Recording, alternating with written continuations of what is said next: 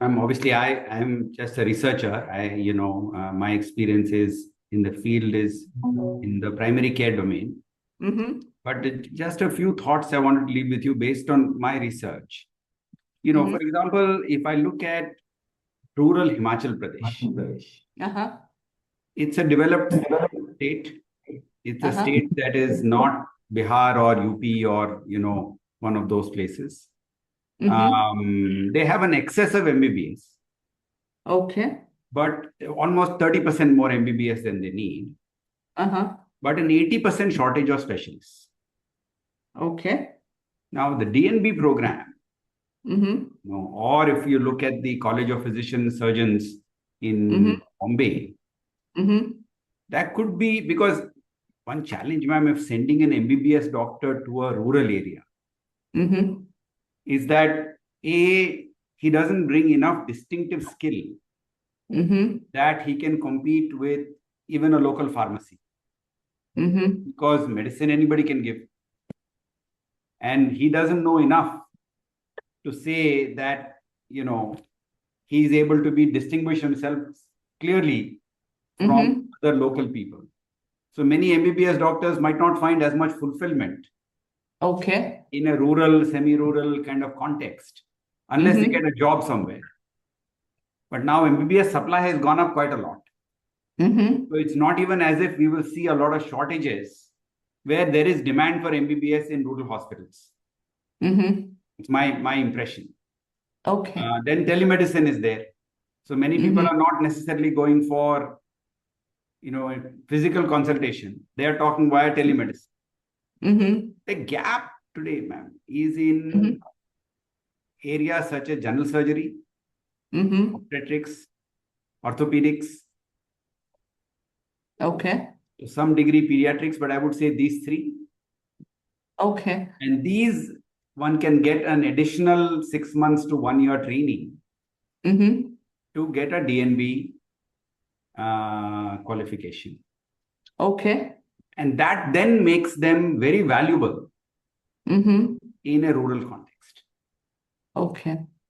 Because today, if I look at C-section rates in most of the north, 1%, 0.5%, 2%, Mm-hmm. OBGYNs are not there.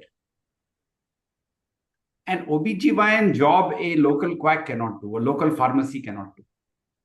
Mm-hmm. It needs a surgeon. Mm-hmm. But from what I understand from College of Physician Surgeons, the MBBS is already a half-trained surgeon. Mm. Another 6 months of apprenticeship training at one of the partner hospitals that you're talking about, Mm-hmm. they could become comfortable offering these surgeries. Okay. I think legally they are even permitted to offer it with an MBBS because they have a S at the end. But they are Okay. not doing because they don't have comfort. They have not any practice. They have not done anything. Okay.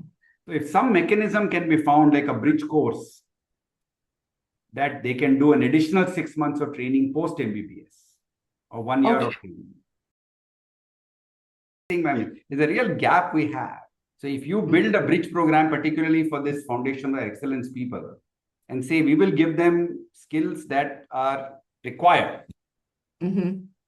and then they can decide to stay there permanently if they wish to, because now they will get more money also. People will not pay them MBBS salary. They'll pay them something more.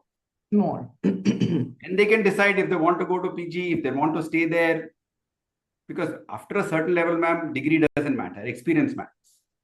Right.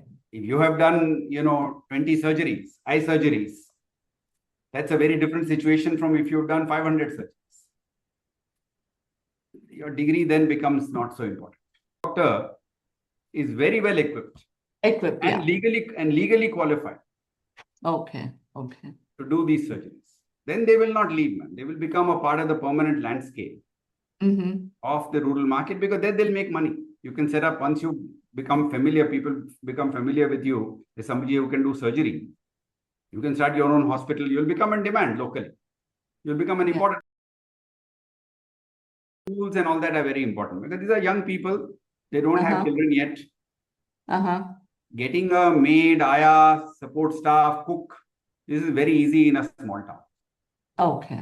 That is not, on the contrary, is much harder in Bangalore than it is in a small town. In small town, there is a lot of availability of labor. So one can live a very comfortable life in a small place at a very Okay. low cost, quite easily. Even better than, in a way, quality of life relative to, say, a city like Bangalore or Bombay. So, my own sense is, are they doing something valuable? Are they gaining something valuable? These would be the important considerations.